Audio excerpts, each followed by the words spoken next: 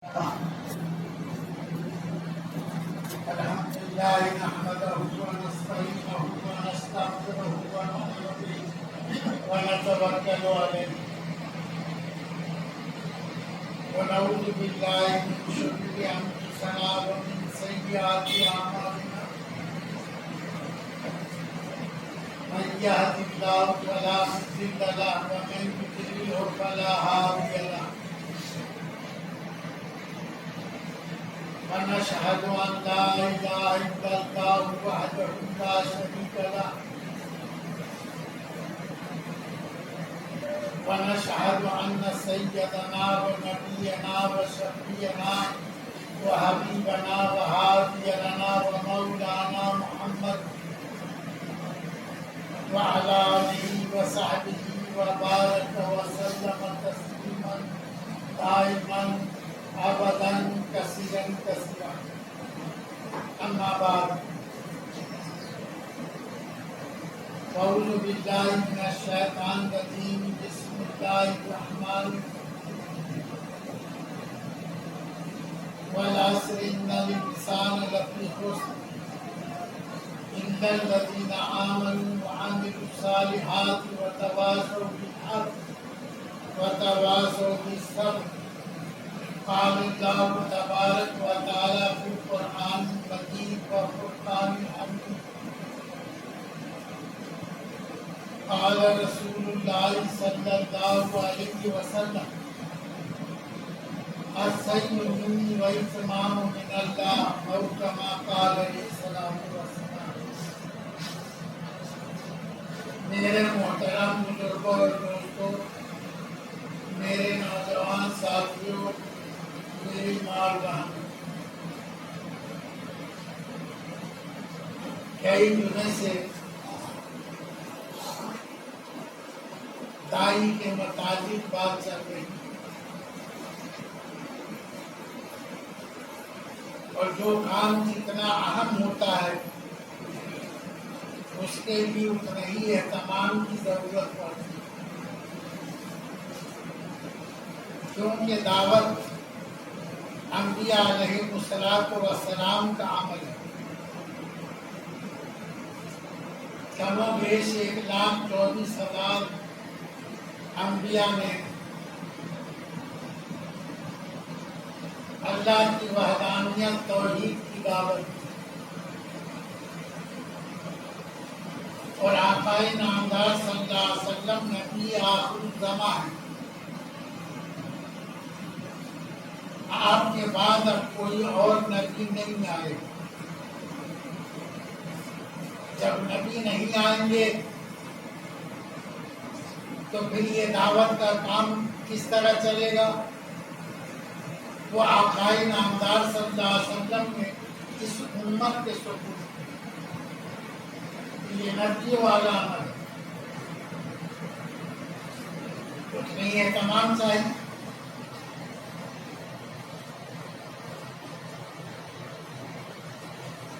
تو میں دائی کے تیسری صفت کے متعلق آج بات کرنی ہے۔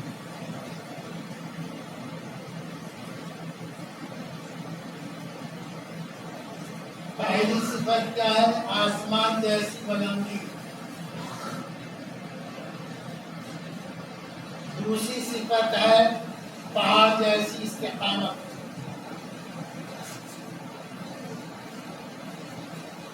اور یہ تیسری صفت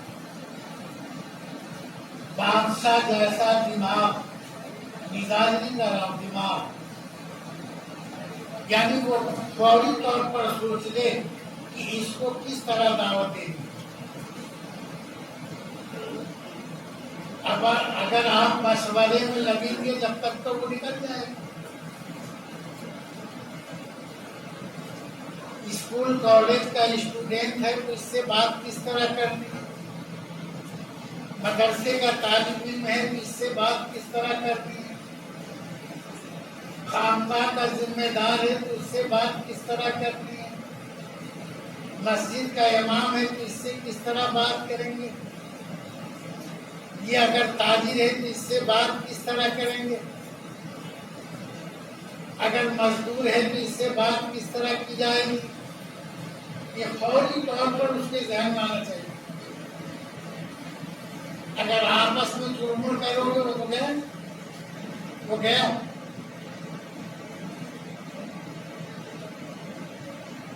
علی گڑھ کے ہم لوگوں کے پڑھنے کے زمانے میں مرکز میں تھے ماسٹر فرید صاحب، دونوں پیسے معلوم تھے، بیساکھی پر چلتے۔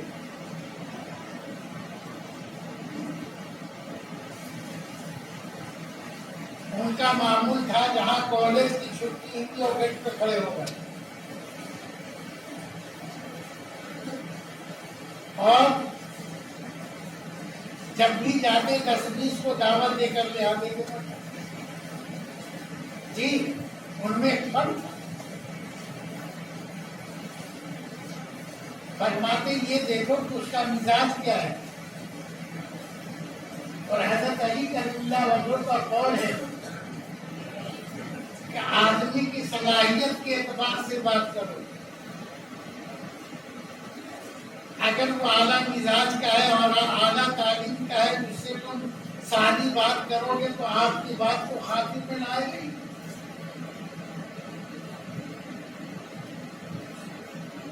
اور اگر وہ سادے مزاج کا ہے، وہ کم پڑھا لکھا ہے، سادہ آدمی ہے، اس سے اگر آپ لام کاپ کی بات کرو گے، فصاحت بلاغت کی، تو اس کے سر سے اوپر سے جائے گا، وہ سمجھے گا۔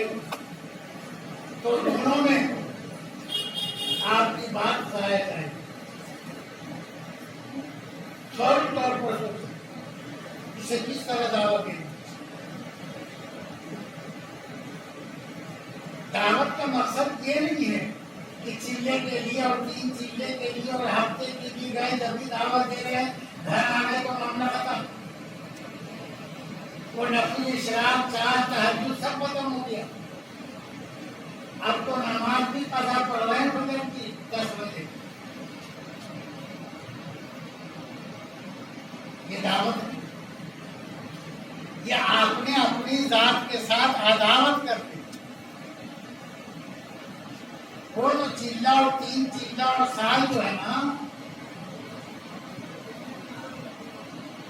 ریہرسل کے لیے پریکٹیکل کو لہرا کر کرنا ہے۔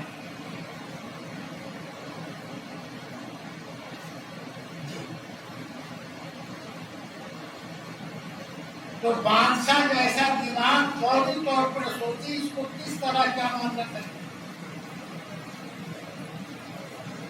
ایک مرتبے کا واقعہ ہے،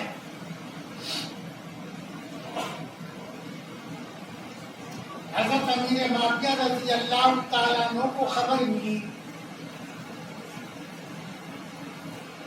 کہ روم جو ہے حضرت علی کریم اللہ وجہ پر کوفے میں حملہ آور ہونے والا ہے۔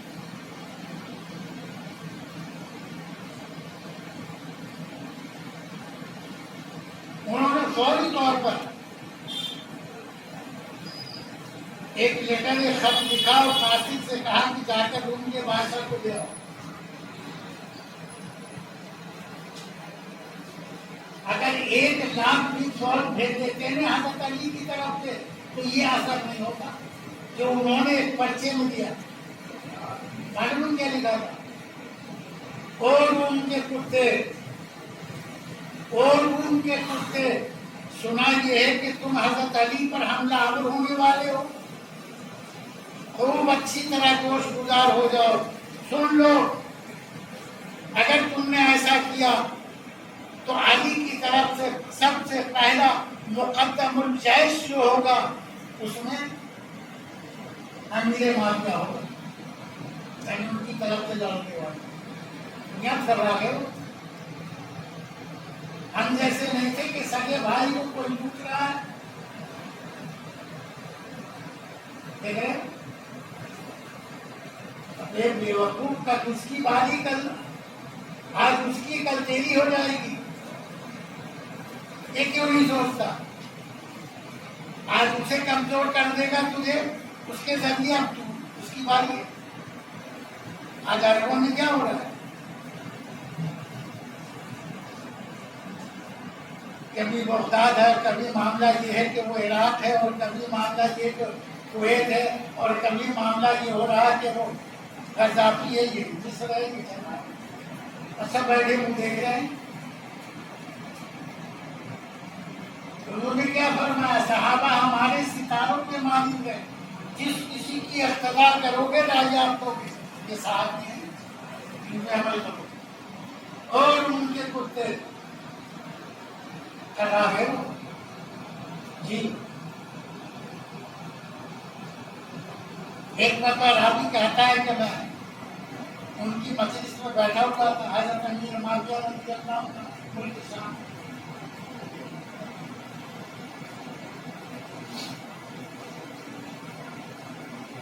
ایک قاصد بھاگا ہوا آیا کہنے لگا امیر المومنین ملک شام پر حضرت علی کرم اللہ وجہ حملہ و آور ہونے والی. خاموش رہے وہ چلے خبر تھی. فرماتے میں سوچ رہا تھا کہ ان کے چہرے پر ذرا بھی ضرورت بھی نہیں ہے شکن بھی نہیں پڑا. وہ گیا تھا کہ دوسرا شخص آیا.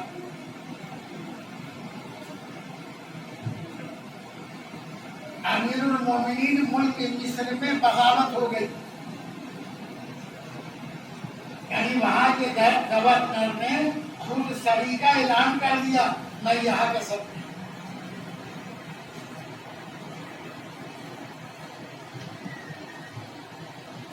راجو کہتا ہے کہ ان کے چہرے پر کوئی فرق نہیں. باتیں ہو رہی وہ بھی کہنے چلا. یہ دوسرا گیا تھا کہ تیسرا شخص آیا. یہ بتا رہا ہوں بادشاہ جیسا دماغ فوری طور پر سوچے اس وقت کیا کرنا ہے. دعوت کی کون سے پہلو کو اختیار کرنا ہے. آپ تو دعوت دینے جاتے ہیں نا اصل بات یا تو ہر بات کسی وقت کی تو وہ جنت دولت دنیا آخرت سب کو وہیں پہ تقریر کر دیتے. ارے بھائی تو ایک آدمی میں تم وقت لگا رہے ہو اتنے میں تو 10 آدمی کو دعوت دو گے. یہاں مسجد میں جماعت آئی آپ کے پاس آیا ہوں آپ آ جائیے بات ختم ہو گئی. تم دولت جنت سب وہیں پہ دے رہے ہو.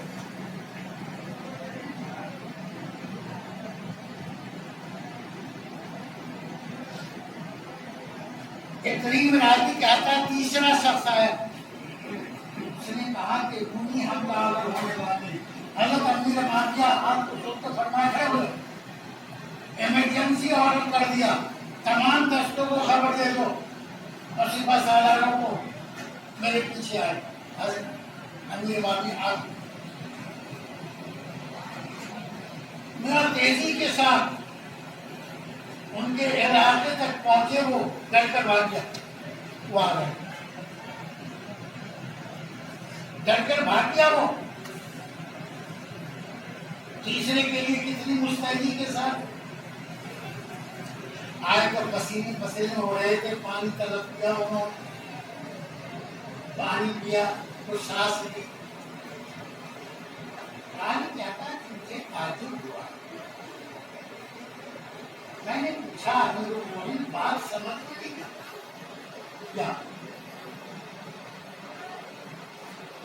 پہلے شخص نے آ کر خبر دی کہ آپ ملک شام کے اوپر حضرت علی کرم اللہ وجہ حملہ آور ہونے والے ہیں تو آپ کے چہرے پر شکن بھی نہیں ہے.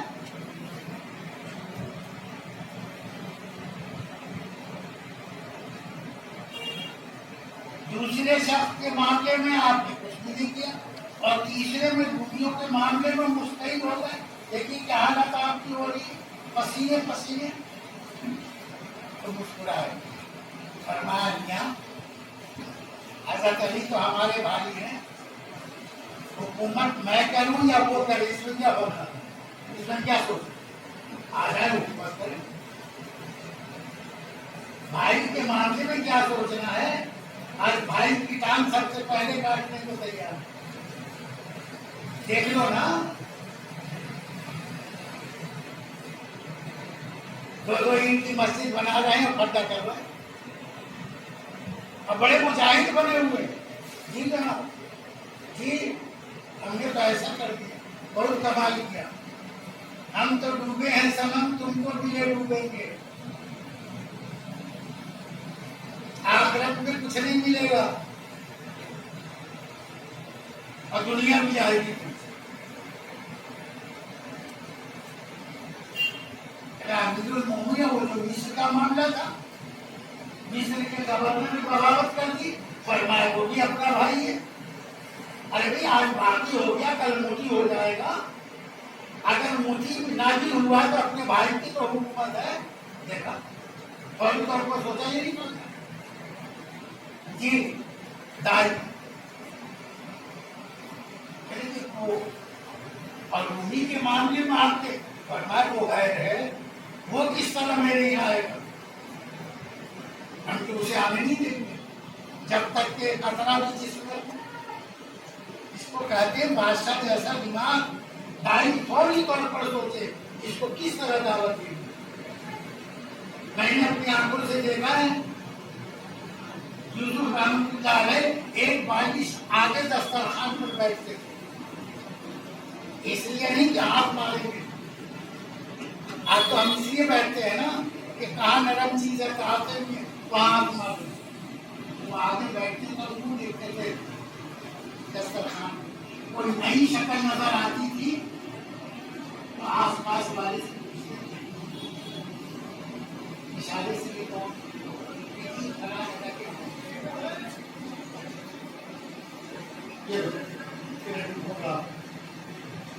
اور بے چین ہو جاتے تھے کہ کس طرح اس کو اپنی طرف لائیں اور کس کام میں اس کو سیٹ کریں جی، اور کہاں ان کو بھیجے جمع فوراً دوڑاتے تھے۔ مولانا رشید احمد رانی صاحبی رحمۃ اللہ علیہ آج تو وہ جو ہے بہار میں جھارکھنڈ میں وہاں ملک رکھا ہے، وہ آ گئے 40 علماء کے ساتھ بہار میں۔ 1 بجے رات میں کال لیٹ تھی، فوراً کھلوایا، روٹی بھی پکا ہوا تھا سامنے، پیش کیا کھانا، خود آ کر کھلا گئے، کام آرام صبح میں ناشتے میں چائے پہ بلا دیا،